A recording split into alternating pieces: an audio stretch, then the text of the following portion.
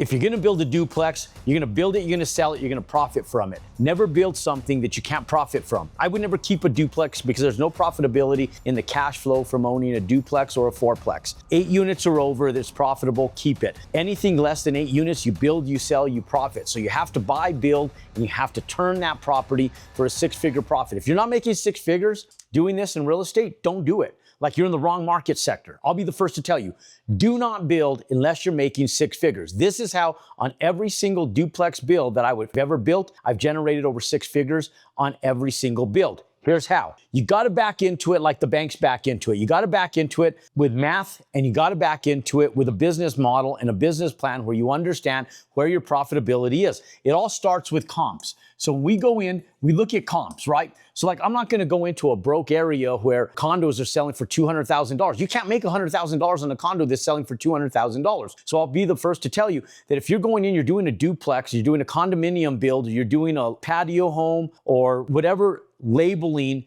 they have in your area, right? If you have it labeled as a duplex, they have it labeled as a loft. If they have it labeled as a condominium, however they have it labeled, it's all an attached dwelling, right? 2 units. Okay, so what are attached dwellings selling for? Okay, now I'll be the first to tell you that I won't even mess with anything under $400,000. $398 is about where we'll go, right? So let's say it's $398. Let's just call it $400K. $400K per unit.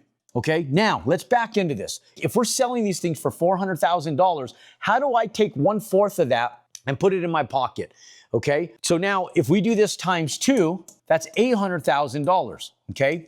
Now, times 2, $800,000 per duplex. Okay, now let's back into this real quick. This is how I do it, guys. Okay, pay attention because this is how I do it before I go down and take any builds. Before I even tell my office, hey, we're taking down a duplex, I back into it and say, okay, this is what I have to find. I have to find a demographical area that supports this. So when I'm looking at comps, I'm looking for area, okay, where do comps support this? If they don't support that, I ain't doing it. I'm not going in. I'm gonna build a single family home. I'm gonna build more units. I'm gonna build whatever's profitable. I'm gonna find an area that has at least enough affluency to bring me an ROI, return on investment. Okay, now, so we take this $400,000 per unit, we take $800,000, we back into it. We go in, we find out that the comps show that each of these units are between 1,500 and 2,000 square feet. So the average units in the market that are selling for $400,000 are about 1,750 square feet. Let's go a little bigger just to underwrite it conservatively because I don't want to be disappointed, right? So when I go in, let's go in and say, okay, 1,750 to 1,800 square feet. Let's just take 1,800 square feet times 2, okay? So if we take that, that's 2,800, that's 3,600 square feet. 3,600 square feet, that's our total area, okay? So this is important. Why? Because we need to know our cost to build. So now when we go in, guys, if our comps support this right here for a duplex, okay, and this per unit, now when we go in and we look at this, 3,600 square feet, okay, what is my cost for land? Now, I don't want to pay more than 15 to 20% for the land, okay? Now let's go all in on this. Let's take $800,000, okay? Now, it doesn't matter what your land is selling for. All that matters, because if your land is selling for more money, the acquisition price is higher. So if someone's gonna come back and go, oh, I can't find land, so times 0.15, okay? So your land cost is gonna be between 120, 800,000 is gonna be 160, okay? So this is our range right here. This is our land range. Now, if someone says, come back and tells me, oh, I can't find land for 160 in my area, congratulations. That means you're not selling this stuff for $800,000 for a duplex either. That means that this is going for over $1 million. If you can't find land for 160, it's because product is selling for more money. So if land is selling for more money, then the product is selling for more money, then your profitability is also going to be greater. Just know that. So when we go in and we're talking about the price per square foot, we're looking at the price for the acquisition. If you can't find land for 160, let's say that you're down in San Diego. Well, the chances you finding land for a duplex in San Diego for 160 is pretty slim. If you go into Finn Hill, Juanita, Bellevue, or Tacoma out in the Washington market, the chances you finding land for 160 is pretty damn slim. You might be able to find it for 200, 225 per lot, but then again, your retail price is going to be greater. So now you're not going to find a duplex for $800,000 either. They don't exist in San Diego. They don't exist in Finn Hill. They don't exist in Bellevue and in Kings County. They don't exist there. So where land is expensive, your resale price is greater. Where your resale price is greater, your bottom line profitability is also greater. okay? And so when we go in and we're looking at this, ladies and gentlemen, under this business model at a minimum, because we're looking at this from a minimum perspective, so I'm putting downward pressure, $400,000, okay? Now, we take this $400,000 per unit, that's $800,000 gross for a duplex. The most we can pay is $160,000 for the land. So let's call it $150,000. Let's go a little over the average between the two. So we say the land is $150,000, $150K. Now, 3,600 square feet, according to the National Association of Home Builders, when you're building multi-unit real estate, the national average nationwide to build this product is $135 per square foot. Now, there's two variables to the cost per square foot to build.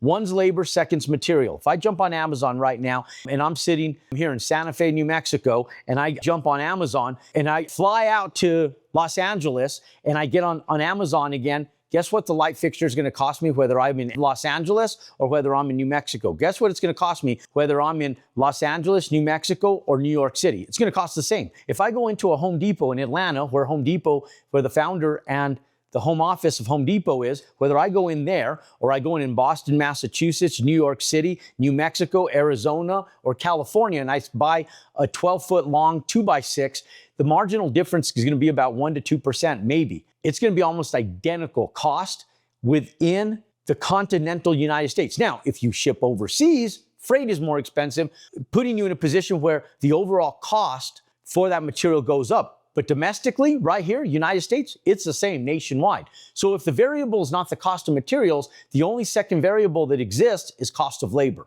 So how you source your labor is going to be the biggest variable on your cost per square foot to build. So if we go in and we're pricing our labor in a market where the cost of living is high, labor has to be greater.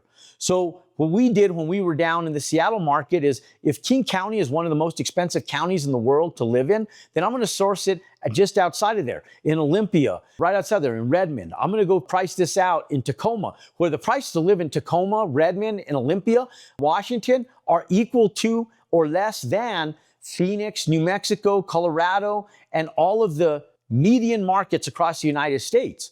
So I'm not going to go source them right in Seattle, where tech people are, the average median income is $180,000. I'm going to go to Tacoma, where the average median income falls in alignment with the rest of the country, that's between $75,000 and $85,000 per year. And so you source your labor 30 minutes, 45 minutes, maybe even an hour out, because these folks will drive to town for a $20,000 contract for drywall, for a $30,000 contract for electrical and plumbing and mechanical and whatever you're doing. They will drive.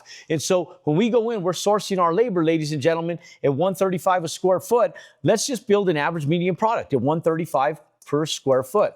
Okay, let's actually increase this a little bit. Let's bring this up to even like $150 a square foot. Let's go high, really high. Okay, $150 per square foot. This is the abbreviation for square foot, that little square with a box through it. So 3,600 times 150, that's 540. Okay, that's 540. We can't afford to build it that. So now we know that. I'm not going to build that product, because if I build that product, I'm not going to make no money. I have to stay at $135 a square foot. So now I'm going to go in $135 a square foot. I have to build a median product. I can't afford to build anything more than a median product. Otherwise, the build takes my profitability, and then it's not worth doing. And that's how you back into it. So how I do it is I go in, if I'm building a $400,000, that's a median, less than median product. So $135 a square foot, I may have to build this at $110, $120 a square foot, hire my contractor in, and then get a $135 gross all in. Ladies and gentlemen, that means we're using slide-in shower surrounds, very simple. We're doing a nice, clean finishes, but we're using basic trim.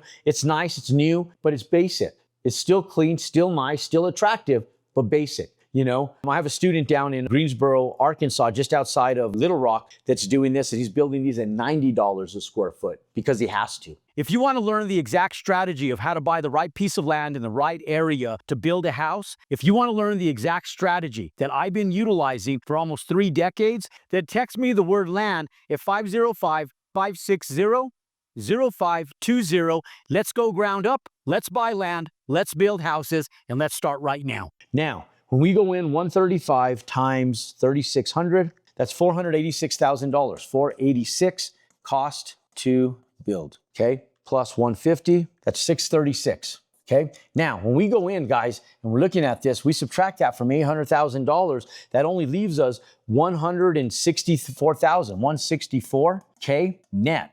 I don't like that. Okay, so now I don't like that. So a couple things have to happen here. So when I go in, I'm gonna look at my land. Now I'm gonna sit back and say, I'm taking 30 grand for my land. I'm gonna max out my land at 120. If I go to 130 on my land, and I take this down to 130, this is how I think about my builds. Otherwise, I won't do them. So I'm gonna say, okay, now my max is 130. That's gonna take this up to 184. I'm gonna take this up to 184,000 just on that, 184K. Okay, I still don't like that. I need to get over $200,000. So now I'm gonna go in, I'm gonna shop this product. I'm gonna do my budget spreadsheets prior to building. So when I do my budget spreadsheets support what I'm actually doing on my price per square foot, so I won't turn dirt. So I sit back and go, okay, I need to build this product out. Let's see what 130 a square foot does. 130 times 3,600. Now, I might sit back and say, you know what? I'm gonna take these down to 1,750 square feet on average. I'm gonna take that 50 square feet out. So I'm gonna go 1,750. I'm still gonna give them everything they need, but I'm gonna shave like 6 inches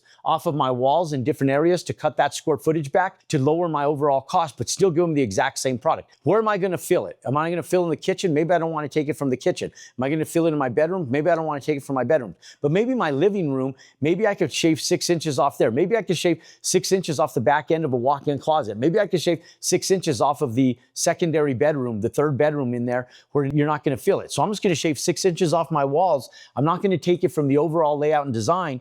I'm gonna take 1,750 square feet times 2. You're gonna take this down to 3,500 square feet, okay? Now, I'm gonna go in and let's say that I can only get this down to $132 a square foot, okay? I go in, I shop my bids, and I'm able to value engineer this down to 132 a square foot times 3,500. Now my cost to build goes down to $462,000, okay? So now I go to 462, that's my cost to build. Now I take 130, that's 592, okay? So now I'm at 592 total cost.